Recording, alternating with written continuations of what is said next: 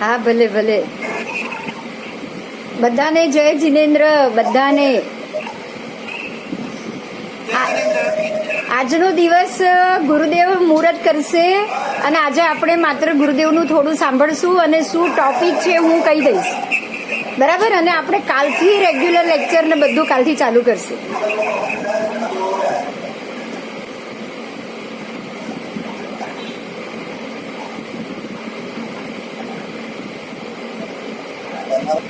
ગુરુદેવ આવે ત્યાં સુધી 3 નવકાર ગણો.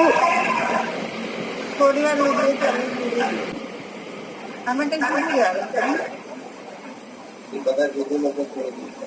બધા ક્યાં દેખાય?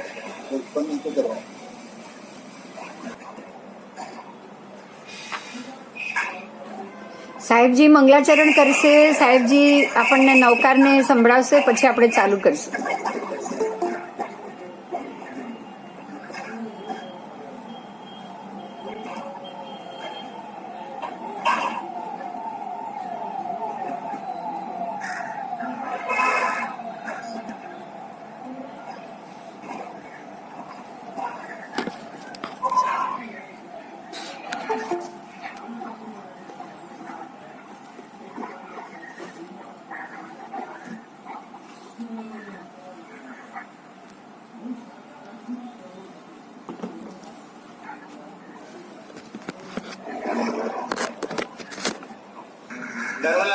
પધારો સાહેબજી.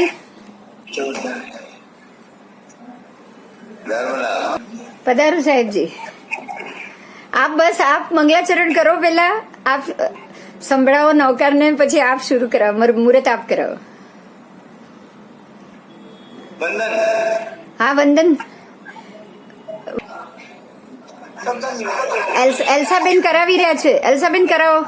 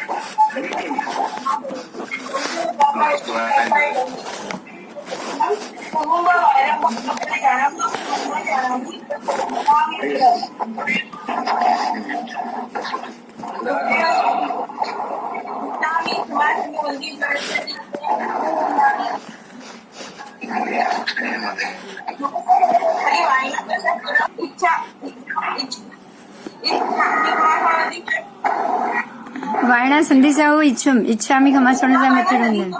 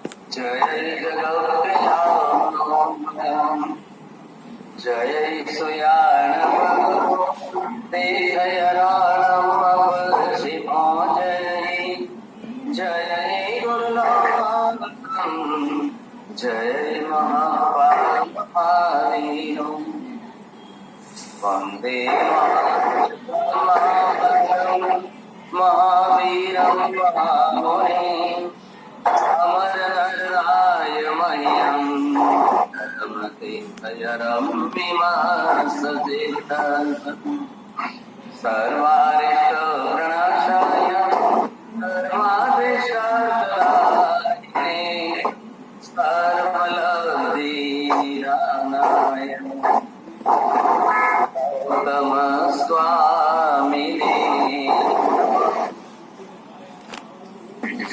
धर्म स्वामिने नमः। ज्ञानं जनशलाकया नेत्रमुन्मीलितं येन तस्मै श्रीगुरवे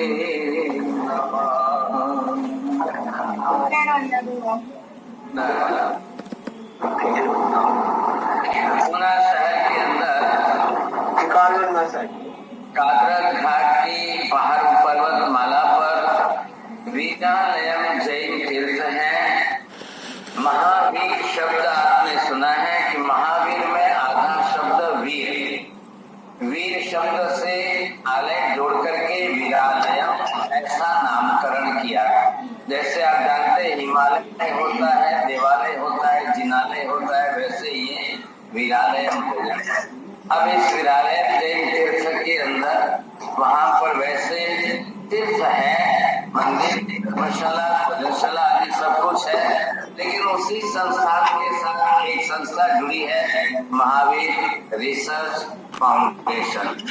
ये जो संस्था है इसका मुख्य उद्देश्य है सेवा, शिक्षा और साधना का, तो जिसके अंदर जैन धर्म की शिक्षाओं का एक विशेष लक्ष्य रखा गया है। आज हम लोग सभी जन्म से by birth we are Jain, no doubt, लेकिन जन्म से जैन होना यह पर्याप्त नहीं है। पूर्व पुण्य से जरूर हम जैन बन गए, धर्म मिल गया, लेकिन अभी भी हमें समझकर, सीखकर, अभ्यास करके जैन धर्म के मूलभूत सिद्धांतों को समझ करके जो जैनत्व हमारे अंदर लाना है वह आवश्यक है। तो जैनत्व प्राप्त करने के लिए ज्ञानाभ्यास तो अनिवार्य हो गया। अब बिना ज्ञानाभ्यास के तो हमको समझ ही नहीं आएगी कि हम जैन कैसे हैं। और इतना ही पर्याप्त नहीं है, जैन धर्म का अभ्यास करने पर तत्वों का, सिद्धांतों का मूलभूत अभ्यास होगा, तब जाकर के बिना संभव नहीं होता।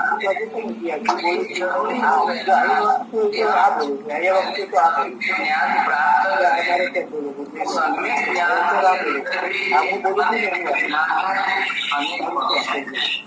इनके अंदर सम्यक ज्ञान प्राप्त करने में भी विशेष तत्व ज्ञान का अभ्यास करना है। तत्व के विषय भी बहुत हैं। इन तत्वों के विषयों का सारा आधारभूत केंद्र जो है वो सिर्फ मुख्य रूप में अस्थि कायात्मक ऐसे पांच ही पदार्थों का समूह है। अब इन पदार्थ समूह को समझना है। भगवान केवल ही है और भगवान तो केवल ही है, तो उन्होंने तो अपने केवल ज्ञान से बताया। भगवान केवल दर्शनी, सम्यक दर्शनी, भगवान केवल ही है, तो उन्होंने जो सिद्धांत हमको सिखाया है, जो समझाया है, वो हमें भी तो समझ में आना चाहिए कि नहीं।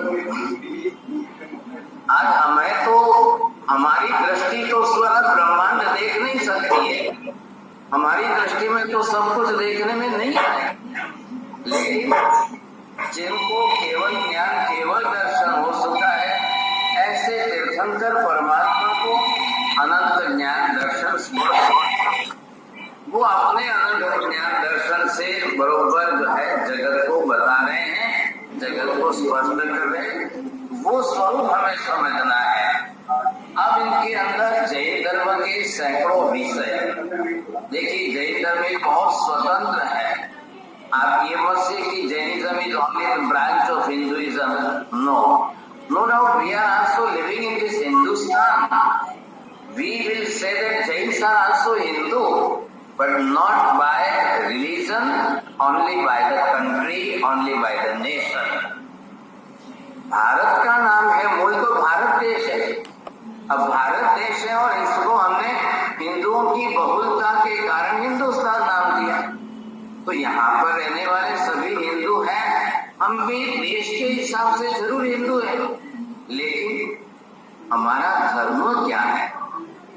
आखिर क्यों हम धर्म की दृष्टि से अलग पढ़ रहे हैं? All principles are totally different from the Hinduism. That's why the Jainism is totally different.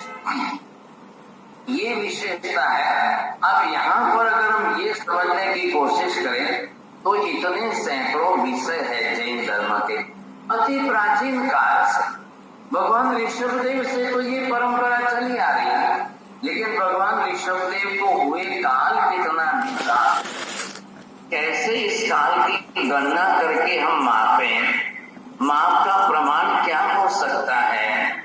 आज इतना लंबा काल हमारे यहाँ शास्त्रीय भाषा के शब्द हैं एक कोड़ा कोड़ी सागरोपण। अब इतने लंबे काल को हम आज की हमारी भाषा में समझें तो कैसे समझें। अब भगवान कहाँ हुए, इस क्षेत्र में हुए, भगवान के होने का दायरा कौन सा था, और फिर 2400 तीर्थंकर भगवानों की जो परंपरा चली है उस परंपरा के अंदर सभी तीर्थंकर भगवंतों ने पूर्ण रूप से सारे जगत का स्वरूप स्पष्ट किया है।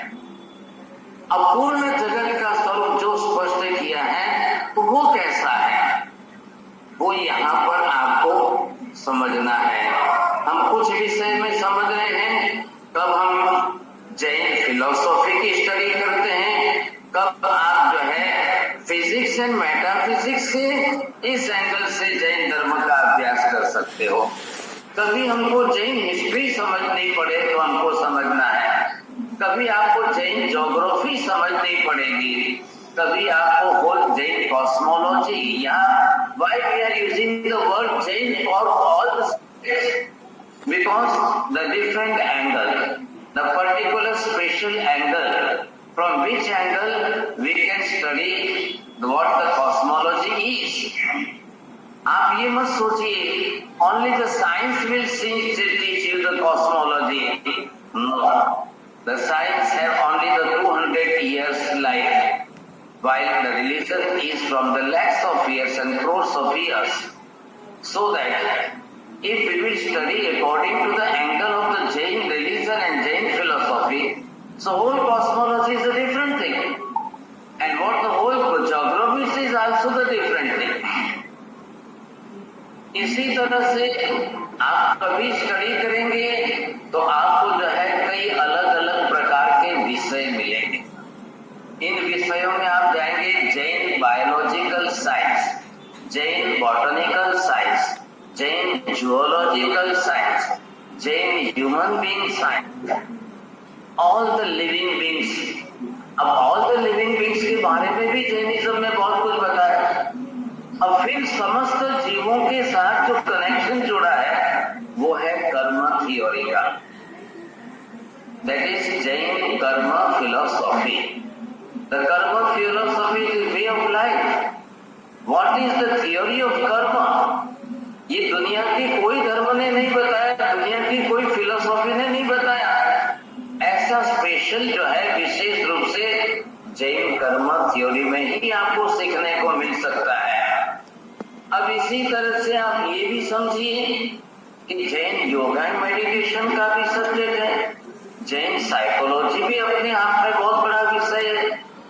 साइकोलॉजिकल एंगल से हम समझने जाएंगे तो जैन स्पिरिचुअल साइंस भी एक बहुत बड़ा विषय है। तो जैन स्पिरिचुअल मतलब स्पिरिचुअल साइंस, अब उसके अंदर क्या क्या विधाएं आती हैं, why we say that this is the angle of the Jain.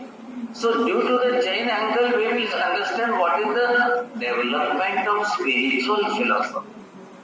वो एक अलग विषय बन जाता है। इसी तरह से आप स्टडी करते करते एक जैनिज्म की, जैनोलॉजी की एक टोटल यूनिवर्सिटी बन सकती है। There are so many numbers of subjects of Jain philosophy. So we are going to start the Jainology and Jainism. Basically both the things. If we will study about the Jainism, what the Jain religion is. If we are studying about the Jainology, how many branches of Jainology, all the other subjects, and then we will combine it, then we will say that this is the Jainism. ये सबसे बड़ी बात है कि ये केवल सर्वज्ञ भगवंतों की तरफ से स्थापित शासन है, धर्म है, इसलिए इसमें ब्लाइंड फेथ को कोई अवकाश नहीं। कोई ब्लाइंड फेथ से मतलब नहीं। अब आप ये सोचो, दुनिया का एक भी विषय जिसमें बाकी नहीं रहता है, ऐसे जैनिज्म के अंदर सारी घोड़ा सभी विषय आ गए। इन सैकड़ों विषयों का अभ्यास करना है। एक क्लास हमारी चल रही है जॉन मेडिटेशन की। हम नवकार की मेडिटेशन ऊपर every Thursday at night 8 PM से हम चालू कर रहे हैं साहब। ये लास्ट 8-10 महीने से चल रही है। कई प्रयोग हम नवकार के सीख रहे हैं। मैं आपको कर्म फिलोसॉफी एवरी सैटरडे संडे सिखा रहा हूँ, और आज एक शुभ मुहूर्त के अंदर हम यहाँ पर जैन कॉस्मोलॉजी की क्लास, फिर आप उसमें जैन ज्योग्राफी सीखेंगे जो भूगोल के बारे में बताएगा, एंड थर्ड जैन एस्ट्रोनॉमी, खगोल विज्ञान। तो कितना बड़ा खगोल विज्ञान है। ऑल द प्लैनेटरी सिस्टम, सूर्य, चंद्र, ग्रह, नक्षत्र, तारा, इनके प्लैनेट्स किस तरह से घूमते हैं फिरते हैं, एंड साथ साथ में जैन टाइम थ्योरी। अब मैं पर्टिकुलर हम जैन शब्द इसके साथ इसलिए जोड़ रहे हैं कि what the Jain religion says.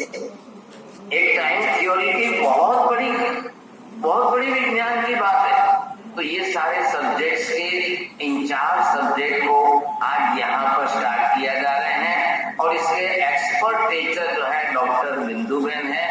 आप सोचेंगे कि इनकी लाइफ ही पूरी इसमें गई, बहुत वर्षों से ये इसमें परिश्रम कर रहे हैं, और इन्होंने इसी में स्पेशली जो है एस्ट्रोनॉमी एंड एस्ट्रोलॉजिकल सब्जेक्ट को लेकर के इन्होंने PhD की है, and she became as a doctorate in that. तो ये आप बहुत बड़ा गौरव का दिन है आज, और ये अपनी तरफ से आपको सिखाने वाले हैं। We are trying to find out all the different scholars of different subjects, क्योंकि जैनिज्म की बहुत ब्रांचेस है, तो अलग अलग ब्रांचेस के अलग अलग सब्जेक्ट्स के स्कॉलर्स को हम ढूंढ रहे हैं, और एक बहुत अच्छा एक कोर्स बना रहे हैं। We are already established the 3 years academic course. तो सिलेबस जो सेट किया है उसके अंदर फर्स्ट ईयर, सेकेंड ईयर और थर्ड ईयर। अब ये 3 वर्ष अगर आप अभ्यास करेंगे तो आपको जो है समझ में आएगा, सीखने में आएगा, और ख्याल आएगा कि जैन विद्या इतनी विशाल रूप में है, इतने बड़े पैमाने पर है। अब क्या है कि हमने 25-30 सब्जेक्ट सिलेक्ट किए हैं, और उसमें से अलग अलग सब्जेक्ट के स्कॉलर्स को लेकर के we will start to learn the Jainology and Jainism. अब उसमें से आपको सब्जेक्ट इंटरेस्टिंग है, आपको कितने सब्जेक्ट लेने हैं। आज करीब इस क्लास के अंदर 50 के ऊपर विद्यार्थी जुड़ रहे हैं, जिनकी इच्छा है कि हमको टेक्नोलॉजी से बहुत कुछ सीखना है, समझना है। फिर और जो स्टडी करेंगे तो इसमें से आप 10-15 विषय ऐसे होंगे, करीब 8-10 विषय तो बेसिक हो जाएंगे सर। हम यहाँ लैंग्वेज के विषय नहीं ले रहे हैं, लैंग्वेज आपके पास सबकी अपनी अपनी है, लेकिन संस्कृत लैंग्वेज और प्राकृत लैंग्वेज अगर वो भी कोई सीखना है तो वो भी जोड़ेंगे इसके साथ। हम हमारे all the scriptures are in Prakrit, और Agamas are also written in the Prakrit. All the Agamas commentaries are in Sanskrit language. This is the ancient language. आप कभी भी ध्यान रखिए, लैंग्वेज को जीवंत रखना बहुत जरूरी है, नहीं तो हमारी शास्त्रों की लैंग्वेज हम भूल जाएंगे तो शास्त्र हमारे लिए उपयोगी नहीं होंगे। और इसलिए इसमें हम प्रयास कर रहे हैं। तो आज ये मैं धन्यवाद देता हूँ और आशीर्वाद देता हूँ बिंदु बहन, आज इन्होंने ये बीड़ा उठाया है। ये रेगुलर आपको पढ़ाएंगे, weekly 3 classes, every Monday, every Wednesday and every Friday. The 3 days Bindu Bhen will continue these classes, and she will take only these 4 subjects.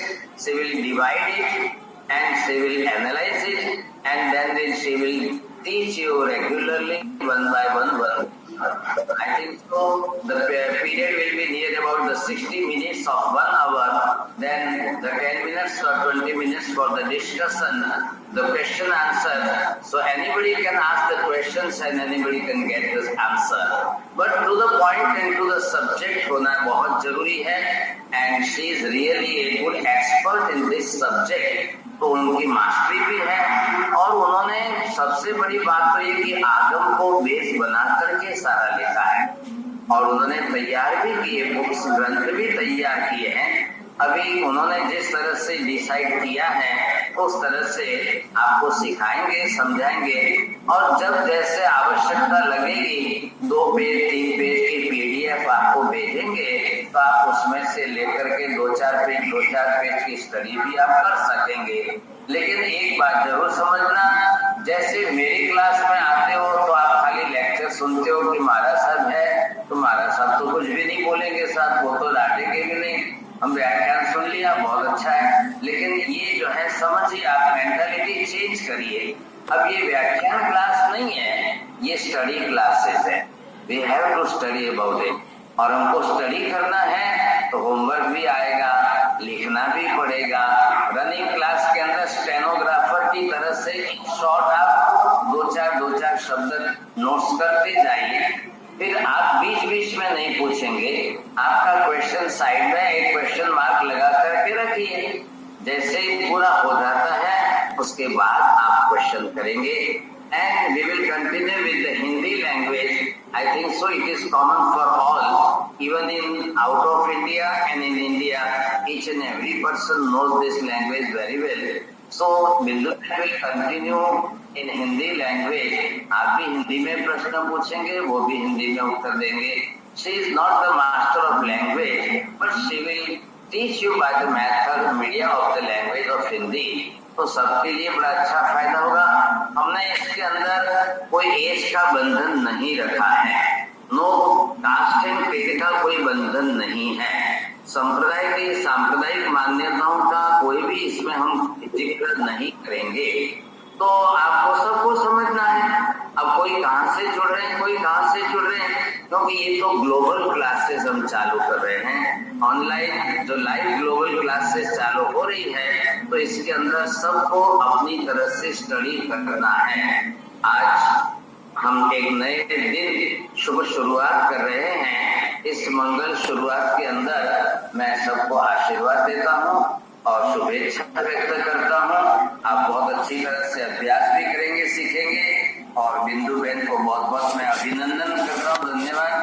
आपने अपने एक ग्रस्त जीवन के अंदर, अपने परिवार के अंदर रहते हुए भी आज अपनी एक जिम्मेदारी ली है। वो बहुत इंटरेस्टेड है इस ज्ञान के प्रति, अपना जीवन उन्होंने समर्पित किया है। So she is really good scholar and expert of this subject. तो आप बरोबर रेगुलर कंटिन्यू रखेंगे, सीखेंगे, समझेंगे और पढ़ेंगे। बहुत बहुत धन्यवाद आपको। बरोबर से धन्यवाद बिंदु बहन। हाँ सर, बस अपना आशीर्वाद अपना आशीर्वाद જોઈએ સાહેબજી, બસ। ખૂબ આશીર્વાદ। હા સર, હા હવે આપણે એક 5-10 બરાબર। हिंदी बोलो, हिंदी। हाँ हाँ, मैं अभी 5-10 मिनट एक टॉपिक ले रही हूँ, उसके बाद कल से अपने रेगुलर शुरू हो जाएगा, क्योंकि बाद में साहिब जी का लेक्चर भी होगा है, इसीलिए उनका भी आपका ध्यान का क्लास है ना, इसलिए। चलिए, बस परमात्मा की बड़ी मेहरबानी हमारे पर है और आगे भी रहेगी, और हम ये सब्जेक्ट जरूर से पूरा करेंगे। ये मेरी भगवान गंधर परमात्मा गौतम स्वामी जी और अपने मायू स्वामी जी के बीच जो संवाद हुए थे, जो बातचीत हुई थी, और जो उन्होंने आगम के अंदर इसकी गूंथनी की है, हमारे सभी गणधर भगवंतों ने और श्रुत केवली अपने गुरुदेवों ने, तो उनकी बातों को अब हम पढ़ाई करने के लिए और सीखने के लिए जा रहे। पहले आप सब म्यूट कर दो प्लीज, सब लोग म्यूट कर दो प्लीज, आप सब बंद कर दो, ओके प्लीज, रिक्वेस्ट मेरी। आज हम जो ये टॉपिक शुरू करने जा रहे हैं वो सर्वज्ञ के कहे हुए ब्रह्मांड को, ब्रह्मांड शब्द आपके लिए फैमिलियर है इसलिए मैं बोल रही हूँ, क्योंकि सर्वज्ञ का जो कहा हुआ पूरा 14 राजलोक, अलोक, लोक, ये सबकी हम चर्चा करेंगे, और वो भी पिक्चर्स और उसके साथ हम जाएंगे। आज मैं आपको 14 राजलोक क्या है वो समझाऊंगी। आज हम एक ही पिक्चर डिस्कस करेंगे। मैंने कुछ पिक्चर्स रखे हुए हैं, आपने वो देखे होंगे अपने उसके लाइन के ऊपर। आज आप ये पिक्चर्स देखेंगे, आप सबको दिखाई दे रहा होगा। ये पिक्चर मैंने रखा हुआ है अपने जैन कॉस्मोलॉजी के ऊपर। आप देखिए, ये पूरा जो सफेद एरिया है वो अलोक है, अलोक। और उसके मध्य में एक छोटा सा बिंदु बोलूंगी मैं, क्योंकि वो हमारे शास्त्र में उसका विवरण ही ऐसे किया है। ये जो छोटा सा बिंदु है उतना ही 14 राजलोक है। ये सबसे पहला रूट है जो हमें समझना है। असंख्यात योजन का अलोक है, अलोक, अलोकाकाश, जहां पे ना हमारे षड द्रव्य है, नहीं कुछ नहीं, ना जहां ना कोई जा सकता है ना आ सकता है, जहां हवा भी नहीं है, ना धर्मसिका है ना अधर्मसिका है, कुछ नहीं है, सिर्फ अलोक है। असंख्यात योजन, और बराबर उसमें एक बिंदु जितना, एकदम छोटा, 14 राजलोक। ये छोटा सा जो बिंदु है वो है 14 राजलोक, और हम 14 राजलोक को ही पढ़ने जा रहे, ठीक है, हम उसको ही समझने जा रहे हैं। तो हमें ये समझना है कि जैसे आपके पूरे 6 खंड में, अब मैं 0 से शुरू करूंगी, आप थोड़ा सा समझना। जैसे अभी आप 6 खंड की पृथ्वी जानते हो, उसमें इंडिया कहाँ है, अमेरिका कहाँ है, ऑस्ट्रेलिया कहाँ है, वो आप जानते हो। आप जैसे मैं मेरे घर से शुरू करूं, उसके बाद कंट्रीज शुरू करूं तो इंडिया आएगा, उसके बाद 6 खंड का विश्व आएगा, बराबर। वही 6 खंड वाला भरत क्षेत्र वो आया है जम्बू द्वीप के अंदर, जम्बू द्वीप आया है ढाई द्वीप के अंदर, ढाई द्वीप के बाहर असंख्यात योजन द्वीप समुद्र, द्वीप समुद्र, द्वीप समुद्र जाएंगे। उसके बाद असंख्यात योजन के बाद आपका ये 14 राजलोक जब खत्म होगा, वो सिर्फ बिंदु जितना है, उसके बाद भी अलोकाकाश। शायद मेरी बात समझ में आ गई होगी आपके। तो हम कितनी छोटी जगह पे है वो आपको खाली सोचना है, ठीक है। तो अब हम ये अलोकाकाश को पढ़ने जाएंगे, ये 14 राजलोक को पढ़ने जाएंगे। आपको पता होगा, थोड़ा सा मैं लोकाकाश के मामले में भी आपको बता दूं। पृथ्वी, वृक्ष, मकान, झोपड़ी मतलब हमारा घर, एवं पवन चक्की मतलब हवा आने जाना, जो भी षड द्रव्य हमारे जो है द्रव्य, षड द्रव्यात्मक लोक, वो सर्व पदार्थ आकाश में स्थान प्राप्त करते हैं। तो ये जो आपने अलोकाकाश देखा, उसमें इनमें से कोई भी वस्तु आपको नहीं मिलेगी। आपको ये सारी वस्तु कहाँ मिलेगी? सिर्फ 14 राजलोक में मिलेगी। उसके लिए जैसे जैसे डिटेल में सब्जेक्ट आएगा, जैसे जैसे उसके प्रॉपर वर्ड आएंगे, वो हम उस हिसाब से सीखते जाएंगे। लेकिन अभी हम फोकस करेंगे 14 राजलोक पे। ये 14 राजलोक में सबसे ऊपर एकदम टॉप में है वो है सिद्धशिला। सिद्धशिला, उसमें से आज मैं एक टॉपिक पे चर्चा करूंगी, क्योंकि 14 राजलोक में 7 रज्जु ऊपर है, 7 रज्जु नीचे, वो टॉपिक मैं आज 5 मिनट में खत्म नहीं कर पाऊंगी। तो हम सिर्फ ऊपर के सिद्धशिला की ही बात करेंगे। अब ये आप ये पिक्चर देखोगे, सिद्धशिला जो 14 राजलोक में सबसे ऊपर होती है, इसका नाम है, शास्त्र में दूसरा नाम है ईशद प्रागभारा पृथ्वी। ये ईशद प्रागभारा पृथ्वी है जो सिद्धशिला, जहां पर हमारे सभी सिद्ध भगवंत उत्कृष्ट अवगाहना, उनकी जो उत्कृष्ट अवगाहना भी है, जगन्य अवगाहना भी है, और मध्यम अवगाहना, जगन अवगाहना, वो सारा आपको हम बाद में करेंगे ये टॉपिक, क्योंकि अवगाहना का जब टॉपिक आएगा सिद्धों का, तब हम ये टॉपिक को लेंगे, क्योंकि वहां भी उत्कृष्ट अवगाहना, जगन्य अवगाहना और मध्यम अवगाहना मिलेगी, ठीक है। तो ये सिद्धशिला है। सिद्धशिला कैसी है वो देख लो, सिर्फ ऊपर ऊपर की रूपरेखा लेंगे हम। ये पूरी सिद्धशिला वैसे है इस आकार में, लेकिन इसको समझाने के लिए ये बड़ा लिया हुआ है कि ये ऊपर के तल का दृश्य, जो ऊपर होता है ना फ्लैट के ऊपर का भाग, वो ऐसा होता है गोलाई। और यहाँ पे आप देखोगे 45 लाख योजन की सिद्धशिला है। 45 लाख योजन क्यों? क्योंकि 45 लाख योजन 14 राजलोक में जो बराबर मध्य में जो त्रस नाड़ी जाती है ना, बराबर मध्य की एक रज्जु त्रस नाड़ी, वो एक रज्जु की त्रस नाड़ी है, वही 45 लाख योजन का नाप है। तो 14 राजलोक में सिद्धशिला भी आपको 45 लाख योजन की मिलेगी। उसके बाद नीचे जो हमारे जो द्वीप समुद्र है वो भी बराबर 45 लाख योजन में मिलेंगे। और नीचे जो भी नारकी का जो भी हमारे पास नरक जीवों का रहने का स्थान है वो भी 45 लाख योजन से बाहर नहीं जाएंगे, क्योंकि जो एक रज्जु की त्रस नाड़ी है उसी के अंदर ही सभी जीव रहते हैं। ठीक है, तो आज ये इतना टॉपिक ही हम करेंगे। जो 14 राजलोक है, 7 रज्जु देवलोक, 7 रज्जु नीचे नारक और बीच में ये जो हमारा एक रज्जु माप का असंख्यात द्वीप समुद्र, इन सभी जिसको मध्य लोक कहा गया है, उन सभी की चर्चा हम आने वाले कल के क्लास में करेंगे। तो आज ये टॉपिक पे ही हम एंड करेंगे। थोड़ा सा अगर इसके लिए अगर आपको कोई सवाल जवाब हो तो प्लीज आप एक एक करके कोई पूछ सकते हो। अगर इसके मामले में अगर कोई प्रॉब्लम आपको लगे कि ये कोर्स क्या है, कैसे चलेगा वो, नहीं तो मैं आपको ये सजेशन दूंगी, आप पूरा ये जो डिस्कशन करना है ओपनली हम जैन कॉस्मो के ऊपर ही सवाल जवाब करेंगे, ताकि हर एक को उसका जवाब मिल जाए।